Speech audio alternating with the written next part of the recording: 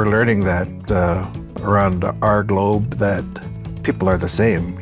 People need to eat, people need to breathe, people need clean air and clean water.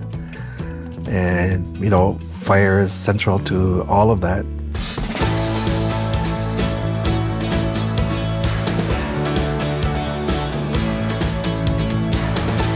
Hello and welcome to Good Nature. I'm your host, Megan Leslie.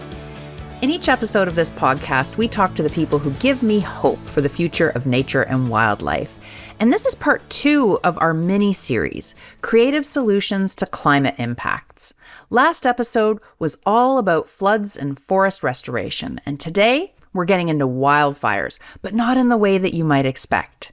Now, fire is a natural process in many ecosystems. It can help maintain healthy forests and increase biodiversity. Indigenous peoples around the world have been using controlled fires to manage land and vegetation for thousands of years. In fact, the criminalization of those cultural burning practices in the late 19th century has been a big contributor to the increase in wildfires that we've seen over the last decade. So today I'm chatting with Joe Gilchrist. He's a firekeeper from Skeetchestn Indian Band, a member of the Secwépemc Nation, whose traditional territory is located in BC's central interior.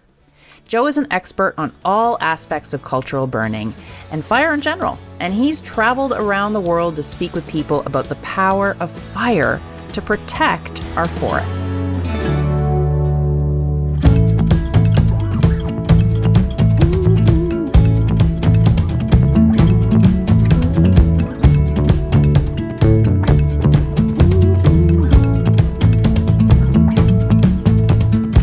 Joe Gilchrist, welcome to Good Nature. I'm really excited to talk about wildfires with you, and I want to talk about you and your work, and I think a lot of people who will be listening or watching might not have a full understanding of what your work really looks like. So why don't you tell us, what is a firekeeper, and what does that role mean in your community?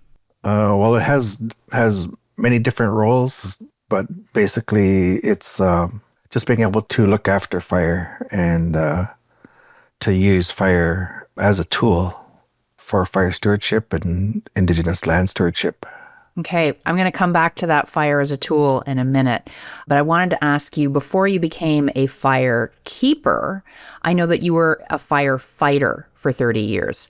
Tell me about that transition. How did that happen? Well, it actually happened before I became a firefighter. I started learning at a young age about fire and like I'm talking about 5, 6 years old. And we lived in a house that only had fire heat and fire to cook on. Mm. So we did our laundry, we heated water, we boiled water, did all that stuff, cooked, cleaned.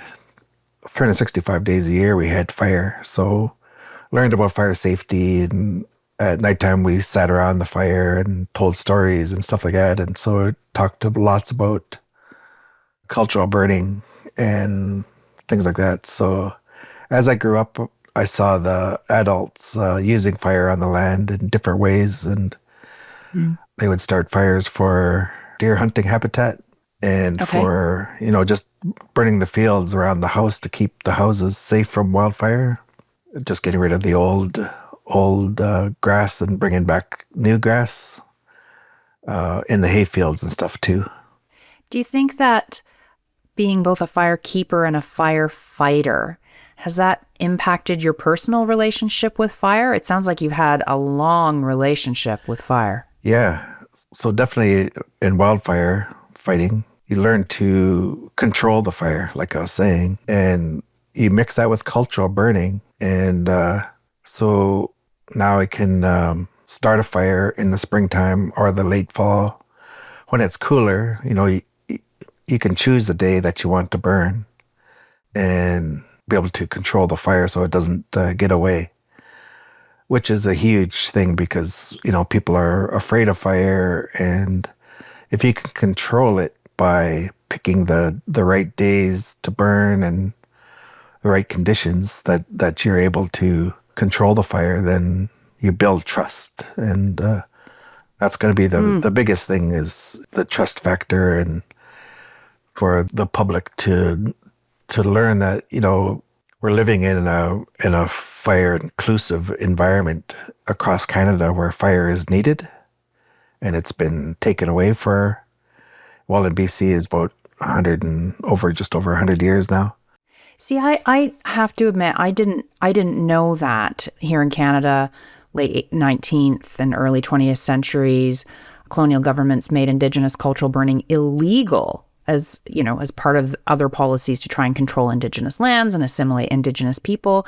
I actually didn't know that even cultural burning was made illegal. What has been the impact of that prohibition on the land? Oh, it's been huge on the land. We're seeing the rivers wash away the edges of the streams for creating poor fish habitat. We're seeing the buildup of fuels, which is creating extreme fire behavior. Right. We're seeing the loss of, our animals that we hunt and our berries and medicine that we pick, mushrooms. We're getting more forest than there used to be. The forests are thicker. They're using up more water, so the ponds are drying. So frogs and turtles are disappearing. I know that a lot of people don't like mosquitoes, but mosquitoes. They're part of the ecosystem. Yeah, mosquitoes. There was dragonflies, there was swallows, there was this whole system. Bats and things like that fed on the mosquitoes. So when the ponds dried up too, so now our rivers and lakes are getting algae and getting too warm. So huge cascading effect from that cultural burning. Yeah. No kidding. Yeah. Thanks for painting that picture. I think for non-Indigenous people like me, we need to really understand that First Nations and Indigenous peoples around the world have been using fire to shape and protect the land for thousands of years. Like you said at the beginning, use it as a tool. So you've just described some really terrible effects of not being able to do cultural burns. Do you think things have been changing over the last couple of decades in BC and across the country? Is it getting better? I think the last 5 years has really began to change, and there's still a lot more that needs to happen. We're not burning nearly as much as we need. I think the public still needs to learn a lot more about cultural burning in their area and the Indigenous people. There's many different nations across Canada and around the world. Each First Nation, knows their land and uses fire in their way. So there's that need for education that fire has been used on the land. And if we don't use fire on the land, then, we're going to continue to go down this path of less water and more fire. So the land that the land that you're living on and working on, what do you look for when you're deciding whether a place is ready for fire? Well, it's not me that totally decides. It's the community, or it's like a family. So then I would go and look at it and, just let them know what I think, and then, make a decision and go ahead and control the fire. So it doesn't get away, just to scare a lot more people. So once you've identified that land, can you share how, what does a cultural burn actually look like? What are the next steps? For me, I look for control areas like a river, a road, or a path. Oh, okay. If there's none of that, then I'll use a black line, it's called. So a black line is where it's just continuous fuel, but I'll light it, say, earlier in the morning when the fire is less active, and I'll do maybe 3 meters at a time and let it burn about 1 meter wide, and I'll put it out. And once it's burned black, and then it won't burn again. So that's why it's called a black line. Interesting. So do 3 meters at a time and just keep on going until I have the control line that I need for my burn. And then as the day heats up, the black line is not big enough. So I would burn about, around 15 centimeters inside the black line, and I'll let it burn to the black line. So that's slowly increasing the size. And then as it gets wider, I can start making my lines bigger. So once I Okay. got it 6 meters, then I know that it won't jump. With a successful burn, after a successful burn, what are some of the things we might notice on the land, either short term or long term? Well, in the short term, the ground will be black and, look like a fire burn. The small debris and stuff will be burned if it's early springtime. And the larger debris will still have moisture in it, so it'll still be there mostly. But the black attracts the sun's heat, and the moisture from the winter time is still in the ground. And so that's perfect for seeds. And then it doesn't take long, and then it'll start to green up with growth. And there could be seeds that have been in there for over 20 years or more, just waiting for the perfect conditions. Fire hasn't been used for so long, and those seeds are just waiting. So there might be stories from elders that say, "Oh, we used to go and pick these plants here, and then haven't seen them there for a long time." And then you do the burn, and then all of a sudden those plants are back. Wow. So the long term, I guess, is that, like I was saying, the plants sprout and flowers, and the targeted species that we want to burn. We get rid of the old stuff, and then the new starts to come up. So yeah, you really see a new flush of growth happening. Yeah, it's not like those modern super hot fires that just scorch everything. This actually is bringing the life up. You're also getting rid of like tons of fuel. You can do it by hand, but it'll take hours and hours and hours. But that's why we say fire is a tool, right? So, you can burn it, and, the fire does the work for you. That rebirth or regeneration that we were just talking about, where the new plants come up, how long does that take to happen? Well, generally, when you do it in the spring, there's going to be spring rains that come too. So it almost starts like right away, as soon as right after the fire goes out, then Really? and the heat and hits the ground, and the seeds react. It's just as fast as that, like maybe 1-2 weeks, you can start to see the growth coming. Yeah, it's really regenerative. Joe, over the last decade or so, climate change has really contributed to wildfires becoming more frequent and intense, not just in BC, across the country and really around the world. And, we just have to think to last summer, the summer before, these summer skies filled with smoke. We read about First Nations communities and entire towns having to evacuate, and some of our audience, I'm sure, has had to evacuate themselves. That growing crisis around forest fires, how do you see that through the lens of your work as a firekeeper and firefighter? Definitely, I see it differently. Yeah. And I see it kind of sadly, I guess, because I know that, if we did the work that we need to do, that there wouldn't be fuel for these big fires, right? And, I see that, the budget for the wildfire branch is extremely high, like close to $1 billion.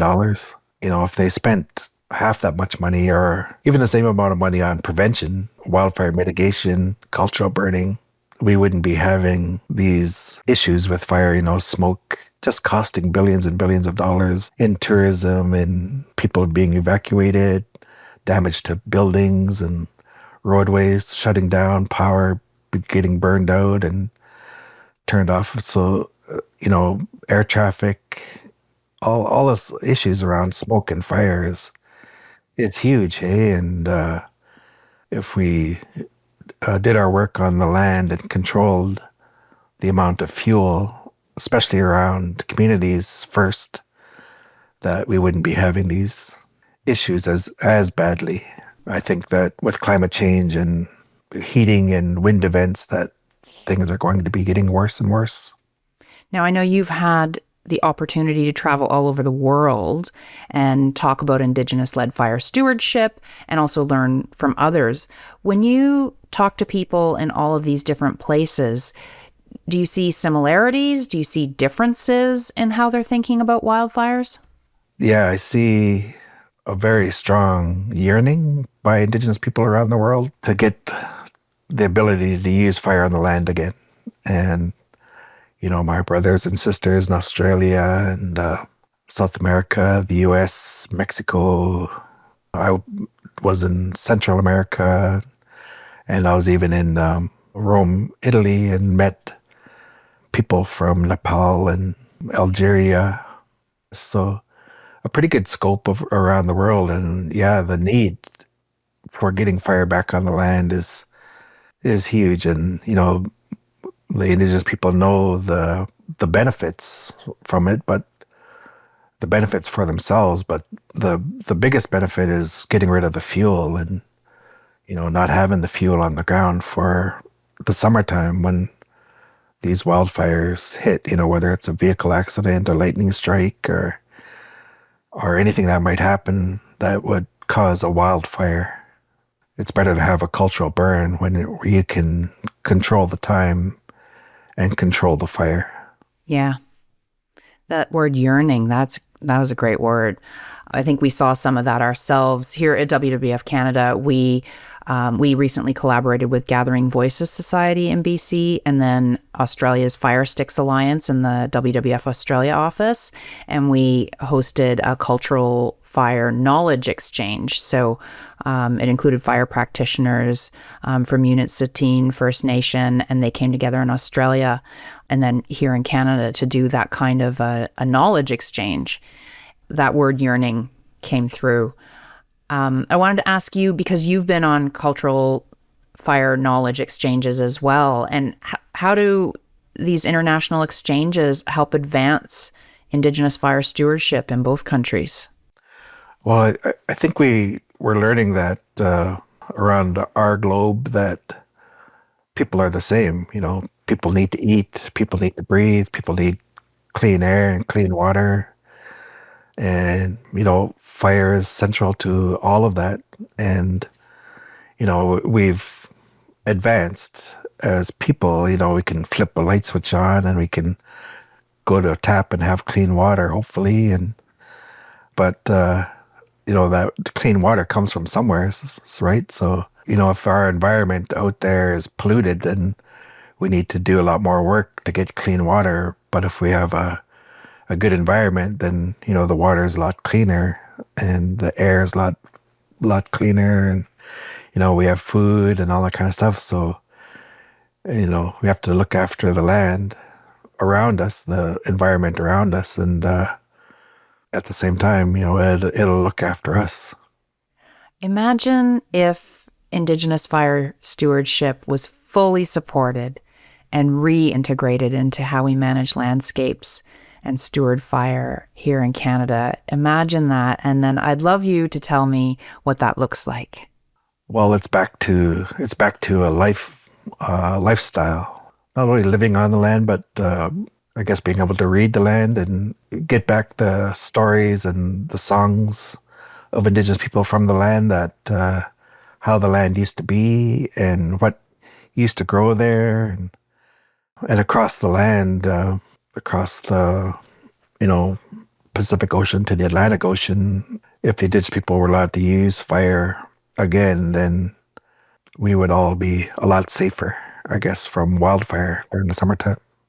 Thinking about this, imagining something different, I want to ask you, what are your hopes for the future of fire management in Canada? Well, I hope to educate the youth and Indigenous youth and non-Indigenous that fire is needed to keep us safe and to keep the land more productive and safe for us. I would hope that not only do we get comfortable using fire on the land again across the nation, but work towards building crews or societies that use fire on the land and have like that education for it to continue, I guess forever, that Indigenous people will again connect with the land and the knowledge of why they need to use fire on the land and be able to apply it continuously, right? And, restart those songs and stories, stories like when things were burned last and why it was burned and when it needs to be burned next time, right? And that just keeps going and going and going. So the effect is that people will be a lot safer. Well, I hope for that future too. Now, Joe, on this show, I'm going to change gears a little bit because we end every interview with a series of questions. I see you laughing already, called the Trail Mix. So I'm going to ask you some quick questions and you're going to give me some quick answers. Are you ready? Yep.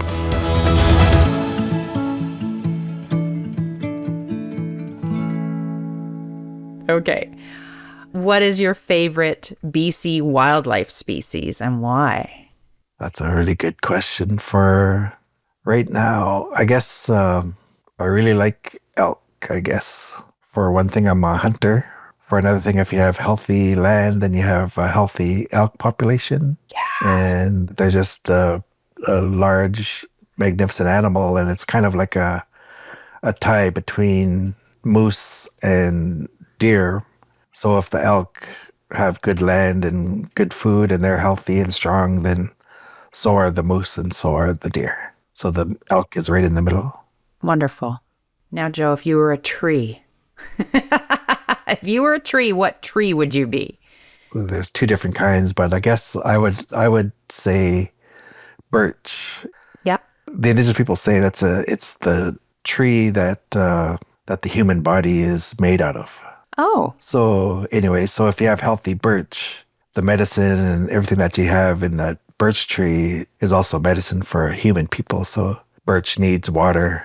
Birch needs good land near the water areas and stuff like that. So if you have healthy birch, then you have healthy people. And what is your favorite nature sound? My favorite nature sound, I think, is early morning. And where I live in Skeetchestn, it's really quiet.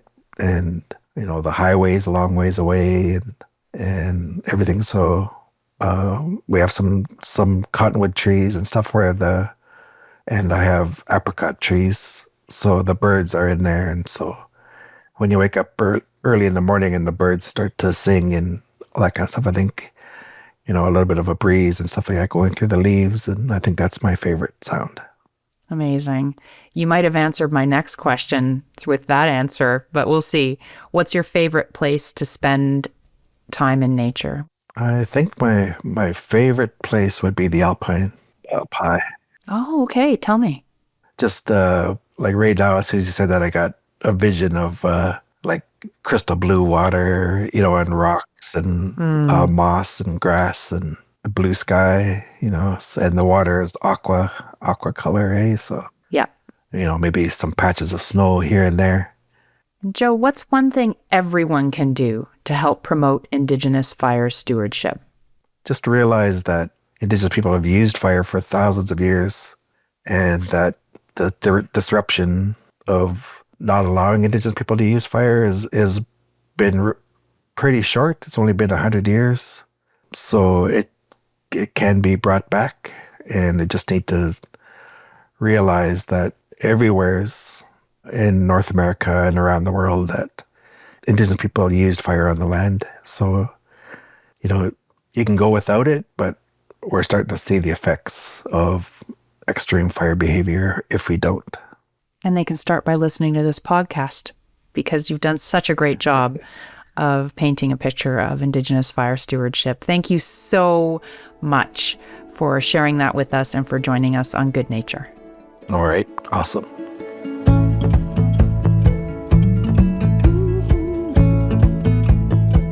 Now, it can be hard to stay hopeful these days, so I want to call up some of my amazing WWF-Canada colleagues about the things happening in their world that give them hope for the future. So, today, I'm calling Ryan Godfrey, WWF-Canada's resident botanist.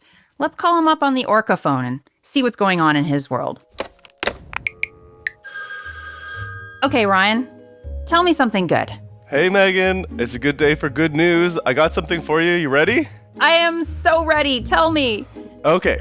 So you know about coastal ecosystems. You know how important they are for storing blue carbon, yeah? Of course.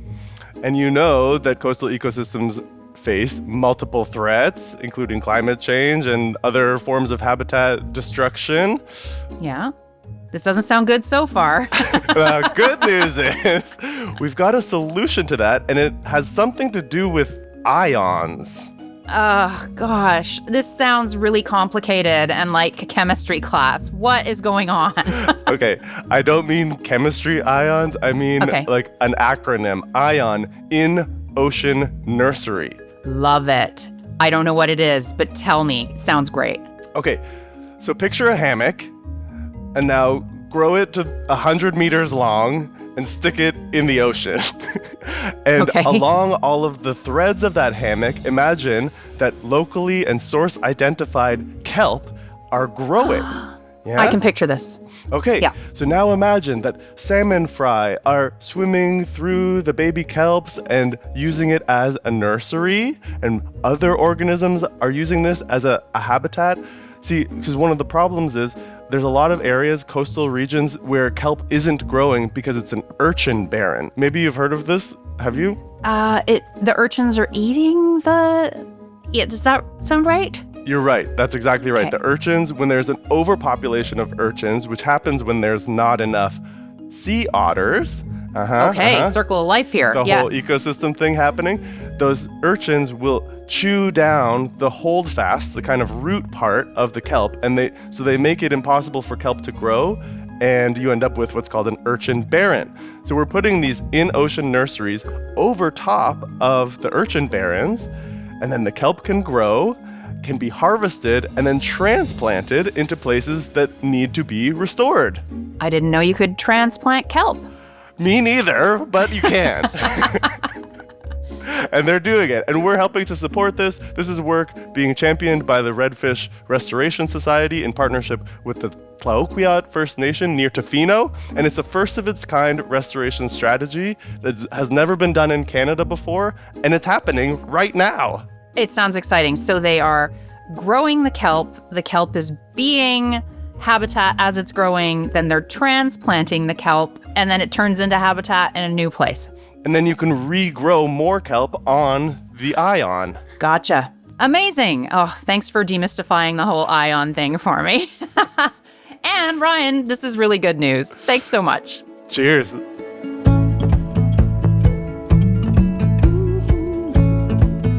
Thanks again to today's guests, Joe Gilchrist and Ryan Godfrey. And thank you for joining us today on Good Nature.